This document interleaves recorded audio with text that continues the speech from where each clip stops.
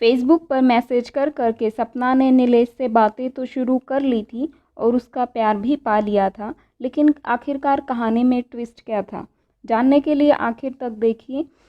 Hello दोस्तों, मैं Nancy Phogat स्वागत करती हूं आप सबका हमारे YouTube channel Mint Nancy Phogat में। आज की हमारी कहानी का शीर्षक है अधूरी वफा। तो चलिए शुरू करते हैं। हाय, फेसबुक पर एक नए नंबर से मैसेज आया देख नीलेश ने उत्सुकता से प्रोफाइल पिक देखी। उगते हुए सूरज को देखते हुए एक लड़की की फ़ोटो लगी थी जिसे पीछे से लिया गया था। उसने तुरंत पूछा, क्या मैं आपको जानता हूँ? वैसे भी अब ज़िंदगी में आ गई हूँ तो रोज़ बातें करते करते जान जाओगे। यानी आप कहना चाहती हैं कि आप मेरी ज़िंदगी में आ चुकी हैं। ऐसा कब हुआ? नीलेश ने पूछा। जैसे ही आपने मुझे रिप्लाई किया, सामने वाली लड़की ने जवाब दिया। नीलेश बार बार फोटो को देख रहा था, बालों से पहचानने की कोशिश कर रहा था, पर सपना ने अपनी फ़ोटो लगाई ही नहीं थी। वो पहचानता कैसे? उसने सपना की पूरी प्रोफाइल छान मारी थी। फ़ोटो देखकर लग नहीं रहा मैंने पहले कभी आपको देखा हो। फिर आपने अचानक मेरी ज़िंदगी में आने की क्यों ठानी? उसने पूछा। आप इतने स्मार्ट और हैंडसम जो ठहरे, आपकी फ़ोटो देखकर मैं अपने आप को मैसेज करने से रोक नहीं पाई, सामने वाली लड़की ने जवाब दिया। वैसे तो नीलेश शादीशुदा है, उसकी एक बेटी है, पर जब सपना ने फ्लर्ट करना शुरू किया तो उसका दिल हौले से धड़कने लगा। धीरे धीरे रोज़ बातों का सिलसिला बढ़ने लगा। उसे सपना से बातें करना अच्छा लगता था। कभी प्रीति से बातें करना भी उसे ऐसे ही उतावलेपन में भर देता था। नीलेश ने अपनी पत्नी के बारे में सोचा, पर जैसे ही पत्नी का ख्याल आता वो तुरंत झटक देता। आखिरकार उसका मन उसे धिक्कारने जो लगता था। ऑफिस में जब मैसेज आने की आवाज़ होती तो वो लपक कर फ़ोन उठाता। प्रीति के मैसेज देखकर चिढ़ जाता। यार बाद में करना, अभी मैं मीटिंग में हूँ। ऐसी क्या आफत आ गई जो कॉल पर कॉल किए जा रही हो? जब सपना से बात करते हुए प्रीति का मैसेज आया तो नीलेश उस पर चिल्ला दिया। देख रही हूँ अब तुम्हें मेरा फ़ोन उठाना भी भारी लगने लगा है। एक समय था जब तुम मेरी कॉल के इंतज़ार में खाना पीना भी भूल जाते थे। प्रीति ने मैसेज छोड़ा। पर अभी तो 1 घंटे पहले ही बात हुई थी। मुझे और भी काम करने होते हैं। दिन भर काम में बिज़ी रहता हूँ। बीच बीच में वक्त तो निकालता ही हूँ, पर तुम्हारी शिकायतें करने की आदतें कभी ख़त्म ही नहीं होती। नीलेश ने सारा इल्ज़ाम प्रीति पर डालते हुए कहा। प्रीति ने मैसेज रीड नहीं किया था। नीलेश सोचने लगा, कभी कभी रिश्ते कितना भार बन जाते हैं। प्रीति से बहस करके उसका सिर भारी हो गया था। वो उठकर कैंटीन में चाय पीने चला गया। उसकी हर समस्या का समाधान उसे एक चाय की प्याली में नज़र आता था। तभी सपना का मैसेज आया। मुझे आपकी याद आ रही है, क्या आपके पास टाइम होगा? अरे आपके लिए तो टाइम ही टाइम है। सपना से बातें करके नीलेश प्रीति से हुई बहस भूल गया था। उस अनजान युवती का दखल नीलेश को भाने लगा था। जिंदगी में एक नई शुरुआत हो रही थी। नई ख्वाहिशों की आंच मन में अजीब सी बेचैनी पैदा कर रही थी। एक बार फिर से जिंदगी के प्रति उसका रुझान बढ़ने लगा था। दिलो दिमाग में बार बार सपना का ख्याल उमड़ता कि कब उसका मैसेज आए और मेरी धड़कनों को बहकने का मौका मिले। हाय, क्या सोच रहे हो? सपना का मैसेज आया। अचानक फिर से आए उस युवती के मैसेज ने नीलेश के होठों पर मुस्कान बिखेर दी। बस तुम्हें ही याद कर रहा था।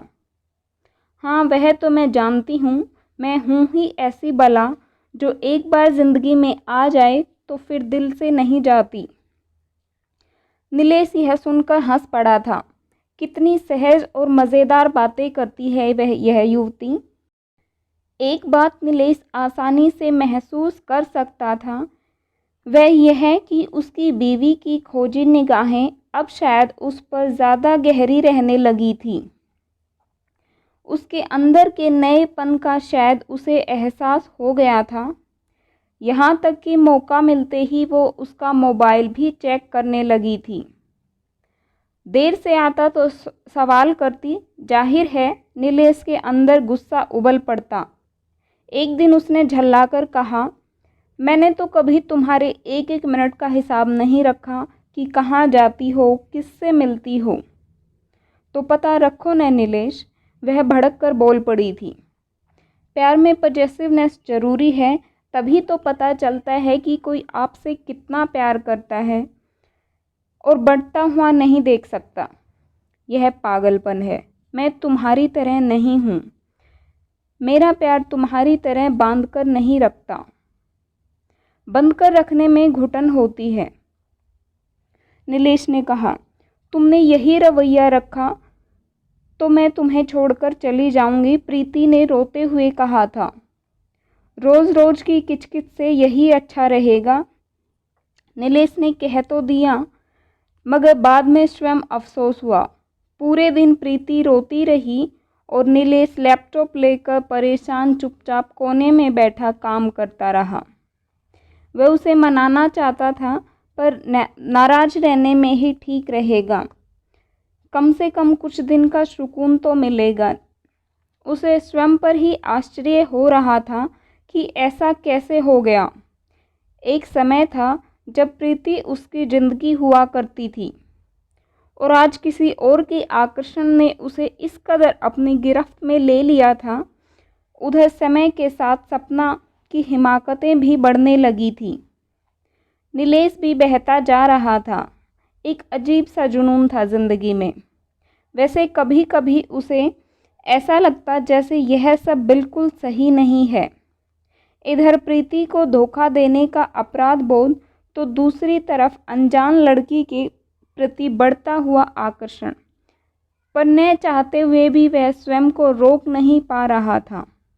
और फिर एक दिन सपना के एक मैसेज ने उसे और भी ज़्यादा बेचैन कर दिया।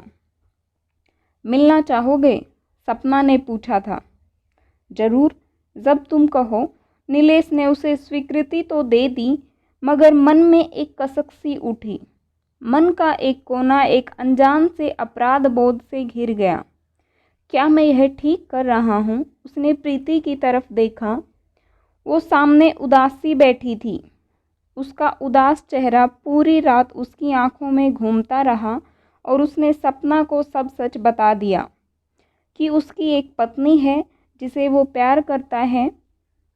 तुम्हारे आकर्षण में कुछ पल के लिए मैं बहक गया था, पर मैं तुमसे मिलने नहीं आ सकता और हमें इस रिश्ते को यहीं ख़त्म कर देना चाहिए। वो खुश हो रहा था कि आखिरकार उसका अपराध खत्म हुआ और वो जाकर प्रीति को सीने से लगाकर उसके साथ सो गया।